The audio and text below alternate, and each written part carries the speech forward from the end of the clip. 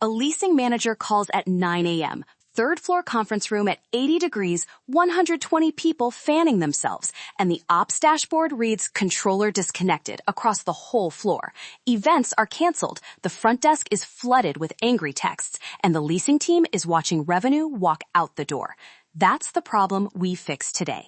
Welcome to Built, Wired and Secured. I'm Alex Morgan. Today we're unpacking what happens when the brains of your HVAC go offline and what you can do this quarter to stop it from becoming a crisis. That's the call I get on Thursday mornings. And the first thing I ask is, what breaks if this goes down? Tenants feel it first, but schedules, economizers, billbacks, those are the dominoes that follow. From an operational standpoint, you need to know which dominoes matter most. Right. I saw that on a campus last year. VAV boxes lost coordination after a network blip, and temperatures swung wildly. Occupants started calling security, not facilities. It wasn't a dramatic hardware failure. It was that controllers relied on a central service that briefly disappeared. Preventative maintenance would have flagged flaky comms months earlier. Michael, can you walk us through the failure modes you actually see in the field? The ones that turn a small glitch into a multi-hour outage. Sure.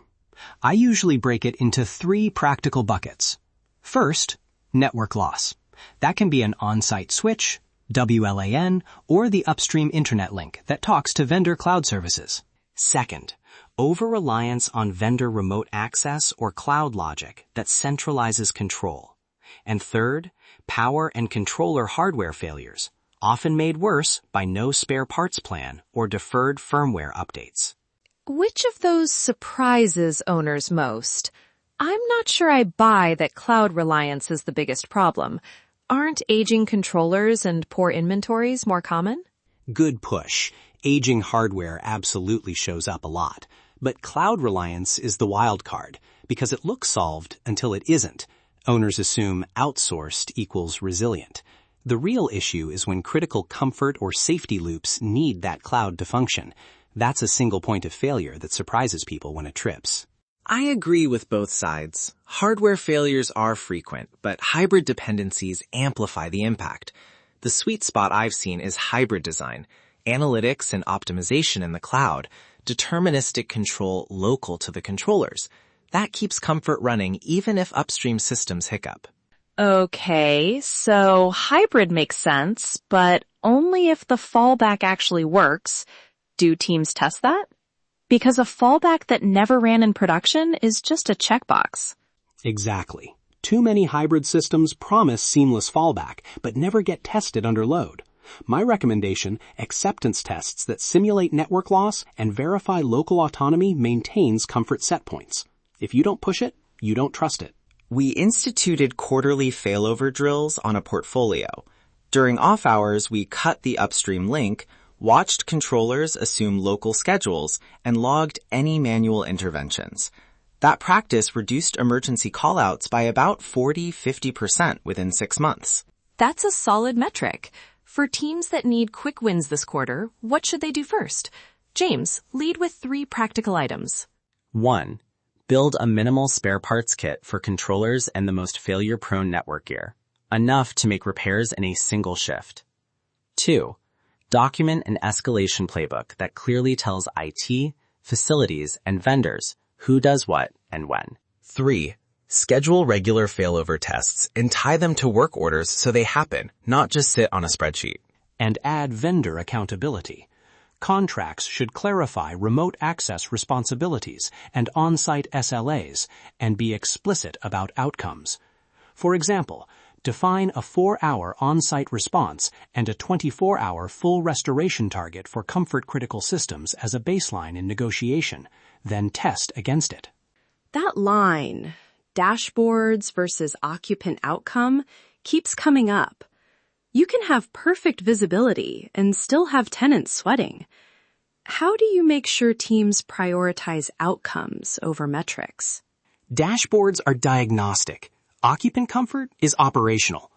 When I audit a building, I ask for evidence that local control loops keep zones within acceptable bands during upstream outages. If that evidence isn't present, we prioritize local resiliency over more analytics. And maintenance is both culture and work order discipline. Lock in firmware review cycles, verify certificate renewals for cloud links, and require contractors to include comms testing in every service visit. Small, regular checks prevent the big surprises. When an outage hits, tenants want fast, clear answers. Michael, how do you coordinate tenant-facing communications without dumping technical jargon on them? Transparency and mitigation.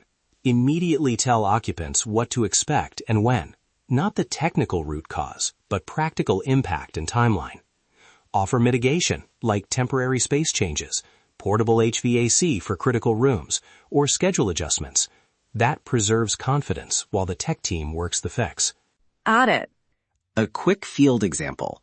During a hospital retrofit, we pre-approved mitigation actions with clinical leadership, so facilities could deploy temporary units and adjust set points immediately.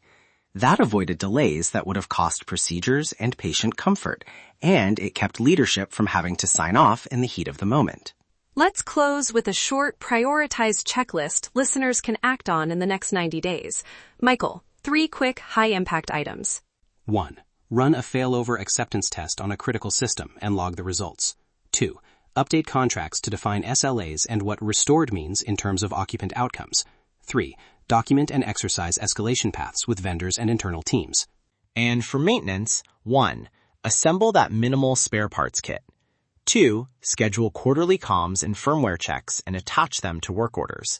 3. Run a short practical training for on-call staff so they can perform local fallback steps without waiting on vendor approval.